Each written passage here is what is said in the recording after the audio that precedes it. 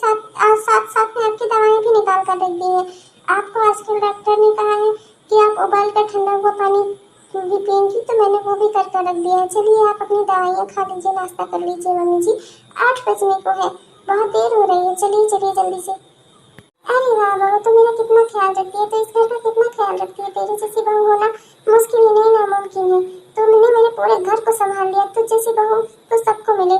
तो कितनी अच्छी है, तो कितनी प्यारी है।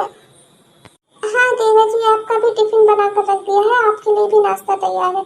चलिए आप भी नाश्ता कर लीजिए और अपना टिफिन लेकर तभी जाइएगा। हाँ, पूरा पूरा दिन आप ऐसे नहीं बिता सकते। घर में खाना बनता है, घर का खाना खाइए, बाहर का खाना मत खाया करिए। बाहर दोस्तों के साथ ही कैंटीन वैंटीन का खाना जो खाते हैं ना, वो शरीर को लगता नहीं है, बीमार कर देता है। बीमार मैंने तो अपने पति को भी समझाया है कि बाहर का खाना ना खाएं, उनका भी टिफिन लगा दिया है। चलिए आप लोग खाना खा लीजिए जल्दी, चलिए, नहीं तो खाना ठंडा हो जाएगा।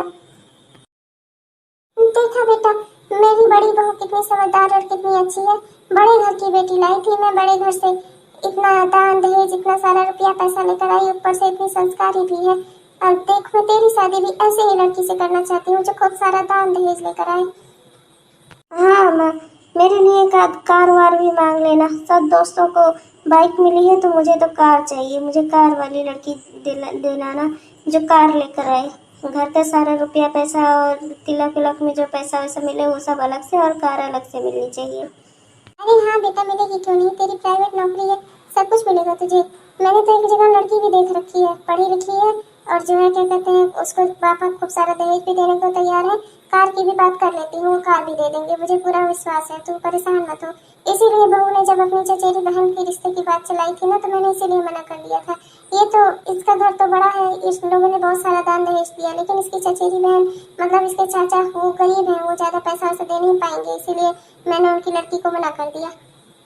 मम्मी जी, मेरे पास अभी अभी मेरे चाचा जी का फोन आया था, बहुत ही खुशी की बात है। हाँ मम्मी जी, आप लोगों ने जिस लड़की, मेरी चचेरी बहन जिसको आपने मना कर दिया था ना मेरी देवरानी बनाने से, उसकी शादी तय हो गई है। तो अब उसकी शादी किसी अच्छे घर में हो रही है, और वो लोग दहेज भी नहीं ले रहे हैं, तो मैं उसकी शादी में मुझे शरीक होना है। और चाचा जी ने कहा है कि कम से कम 3-4 महीने मुझे रुकना भी है। तो मम्मी जी, मैं आपकी परमिशन हो तो क्या मैं जा सकती हूँ? अरे हाँ हाँ बहू, बिल्कुल जा, तेरा मायका है, वैसे ही तो हमारी इतनी सेवा करती है, दिन रात हमारी सेवा में लगी रहती है।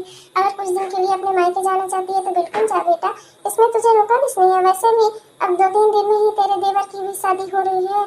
मैंने एक जगह बात करके रखी है, उन्होंने कहा है जल्दी ही शादी करनी है, 3-4 दिन के अंदर ही। तो फिर जब तक तू जाएगी और जब तू आएगी ना, तब तक तेरी देवरानी भी आ गई रहेगी, तब तुम दोनों मिलकर रहना साथ में है, जब तक तू जा हो। और वैसे भी तेरे चाचा जी के यहाँ तेरा रुकना जरूरी है।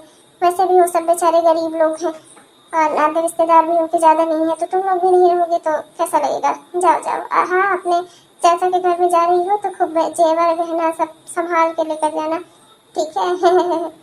मैं कुछ कह नहीं रही, मेरे कहने का बस ये मतलब है कि वहाँ पे तुम अलग दिखोगी ना, तुम बड़े घर की बेटी वहाँ, और बड़े घर की बहू, हमारे घर में इतना सारा रुपया पैसा, और वो लोग गरीब लोग। कुछ दिन बाद, अरे ये क्या बहू, तू आज शादी को अभी तेरे दूसरा ही दिन है, तू ये सूट वूट पहन के चली आई। अरे बेटा, साड़ी कपड़ा पहन लो, कुछ दिन तो कम से कम पहन लो, अभी तुम्हारी नई नई शादी हुई है, कैसा लगेगा मेहमान तुम्हें ऐसे सूट वूट में देखेंगे तो। अम्मा जी बहुत हुआ, बस आप मेरे पहनावा ओढ़ावा को लेकर ना कोई कमेंटबाजी मत किया करो। बड़े घर की पढ़ी लिखी लड़की हूँ मैं, इतना सारा दान दहेज रुपया पैसा लेकर आई हूँ। आप लोग मुझसे इस तरह बात नहीं कर सकते। मेरा जो मन करेगा मैं वो पहनूंगी, जैसे मन करेगा वैसे रहूंगी। हाँ, आप लोग अपने ऊपर ध्यान दो, मेरे ऊपर कोई ध्यान देना मत, और मुझे किसी तरह से रोक टोक करना मत। अरे हाँ, नहीं तो इतना सारा रुपया पैसा दान दहेज लेकर आई हूँ, लोगों को चैन नहीं है। मुझे क्या पहनना है क्या होना है, मेरे ही लाइफ में टांग अड़ाई है इनको। ये ना मेरे सास और मेरे पति बनने की कोशिश ना करें, दोनों पति और सास है तो वही बनकर रहे, मेरे मालिक ना बने। किसी को मैं अपना मालिक नहीं समझती। मम्मी, ये ऐसे अकड़ कर रहती है, मुझसे भी अच्छे से बात नहीं करती, मैं क्या करूं। अरे बेटा, बड़ी भूल हो गई, ऐसी लड़की से शादी करा दी अपने छोटे बेटे की। कि वो उसे देखते ही गुस्साती है, हरदम चिल्लाती रहती है, घर में लोगों से लड़ती है, हरदम अपने पैसे का, बड़े घर का रौब दिखाती है। बड़ी गलती हो गई हमसे, हमें तो लगा था बड़ी बहू जैसी निकलेगी, पर ये तो घमंडी और दुष्ट निकली। अरे प्लीज माफ कर दो। अरे नहीं, घर छोड़कर मत जाओ। अरे नहीं, ऐसा मत करो। अभी हमारे शादी को खाली 5-6 महीने ही तो हुए हैं। प्लीज नहीं, ऐसा मत करो। हाँ, 6 महीने तुम लोगों को झेल लिया, बहुत किया। अब तुम लोग इससे आगे की उम्मीद मत रखो मुझसे, बहुत हुआ तुम लोगों का। रहो अपने साथ। और हाँ, मेरा जो पैसा रुपया सब मेरे घर वालों का इस शादी पे लगा है ना, सब वापस कर देना। तुम लोगों के ऊपर तो केस ठोकूंगी मैं दहेज का। और हाँ, ये लगा दूंगी कि मुझे पता नहीं था कि दहेज मिला है। और तुम लोग, ये बुढ़िया तुम्हारी माँ, इन लोग सब लोग, तुम लोग जाकर जेल में चक्की पीसोगे। उससे अच्छा है कि मेरा रुपया पैसा मेरे घर वालों का वापस कर देना, सही से और तमीज से। और मेरा तुम लोगों से कोई वास्ता नहीं है। आज से सारा रिश्ते नाते सब खत्म।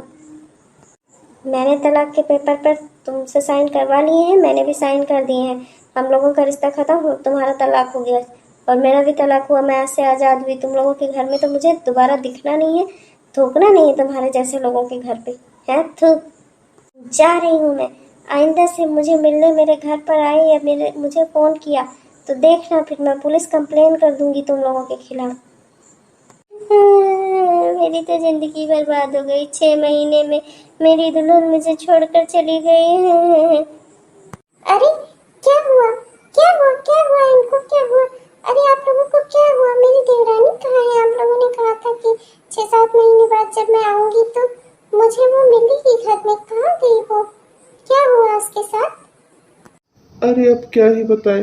दहेज के चक्कर में रुपया पैसा देखकर तुम्हारे जाते ही 6-7 दिन के अंदर काम वाम की दिक्कत हो रही थी, तो जल्दी जल्दी में उस बड़े घर की पढ़ी लिखी लड़की से शादी कर ली। यहाँ आई तो वो एक भी दिन कोई काम नहीं करती थी, सारा काम माँ से करवाती थी और हमेशा मेरे भाई से लड़ती रहती थी, उसे नीचा दिखाती थी, उसे करीब बहुत भिखमंगा बोलती थी, जो हम लोगों ने दहेज लिया था इसलिए। अब क्या ही करूं। मम्मी तो मेरी बात समझने से नहीं, और ये मेरा भाई, ये भी बेवकूफ़ नहीं समझ रहा था। इसे लग रहा था कि मुझे तो रुपये पैसा मिला है दहेज में, तो इसे भी मैं इसे पाने से रोक रहा हूँ। अरे पागल, तुम्हारी भलाई के लिए कह रहा था। तुम्हारी भाभी का संस्कार देखा था मैंने उससे उसके रुपए पैसे के लिए शादी नहीं की थी, उसका संस्कार देख कर की थी। और तुम लोग जाकर उस पगली से भिड़ा गए, उससे जाकर शादी कर ली। और वो लड़की आई, घर में सबको अपना नाच नचाया और 6 महीने बाद तलाक देकर चलता बनी। और हाँ, साथ में अपना जो दहेज लेकर आई थी वो भी लेकर गई। हाँ बहू, सब बहुत बुरा हो गया मेरे बेटे के साथ। तुमने जो लड़की बताई थी, काश उसी से शादी कर लेते तो आज हमें ये दिन ना देखना पड़ता। लड़की संस्कारों वाली होती, तुम्हारे घर खानदान से होती तो कितना अच्छा रहता। ये तो हमें खूब छकाया इस लड़की ने, हमें सारा रुपया पैसा भी लेकर गई, ऊपर से हम लोगों को बात सुनाई, मुझसे खूब काम करवाई। बहुत बुरी दशा कर दी इसने हमारी। मम्मी जी, मैं अब तो पहले से ही चाहती थी कि आप लोगों को ये बात समझ में आ जाए। दहेज देना और देना दोनों अपराध है, पर आप लोग ना मानते नहीं हो। क्या मिला आप लोगों को दहेज लेकर? आखिर आज जो अपना दहेज भी लेकर गई और हमारे खानदान पर दाग भी लगा कर गई। अब आपके बेटे से कौन शादी करेगा, बताइए आप मुझे। और इस स्थिति में इसका क्या होगा? और जिस लड़की को आपने ठुकराया था वो तो किसी अच्छे घर की बहू बन गई। अब तो वहाँ भी आपका कोई रिश्ता नहीं लगेगा। अब मैं कर ही क्या सकती हूँ? पर आप लोगों का पछतावा देखकर मेरे पास एक उपाय है। अगर अब आप लोग तैयार हो तो मेरी नज़र में एक संस्कारी लड़की है, लेकिन उसका परिवार गरीब है। वो मेरी एक बहुत अच्छी दोस्त है और उसका परिवार गरीब है, लेकिन वो लोग कोई दान दहेज नहीं दे पाएंगे आप लोगों को। अगर आप उससे शादी करने के लिए तैयार हो तो मैं उसके घर में बात चलाऊं। कुछ महीने बाद? वाह मेरी बड़ी बहू, तुम कितनी संस्कारी हो। तुम्हारी वजह से मुझे छोटी बहू भी कितनी संस्कारी मिली, वरना वो लड़की जैसे मेरे बेटे को छोड़कर गई थी, इसकी तो कहीं शादी ही ना होती। हर कोई ये पूछता था कि 6 महीने में लड़की कैसे चली गई। तुमने इतनी संस्कारी और इतनी गुणवान, इतनी प्यारी, इतनी सुंदर लड़की से मेरे बेटे की शादी करवाई। बहू, तुम वाकई में बहुत अच्छी हो। बहू मुझे माफ कर दो। जब तुमने पहली बार अपनी चचेरी बहन का रिश्ता मेरे बेटे के लिए बताया था तो मैंने मना कर दिया था और तुम्हें डांटा भी था, लेकिन तुम तब भी मेरा भला सोच रही थी। तुम आगे पीछे भी मेरा भला सोचती हो, हम ही अपना भला नहीं सोच पाए। बहू मम्मी जी, मुझे ये जानकर बेहद खुशी हुई कि आप लोग मुझसे खुश हैं। मैं हर वो काम करूंगी जिससे आप लोग खुश रहें।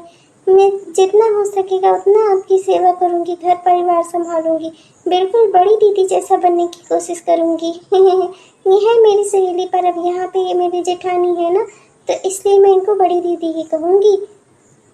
हाँ तो दोस्तों, आज का ये वीडियो आपने हमारा पूरा देखा, इसके लिए आपका बहुत बहुत धन्यवाद।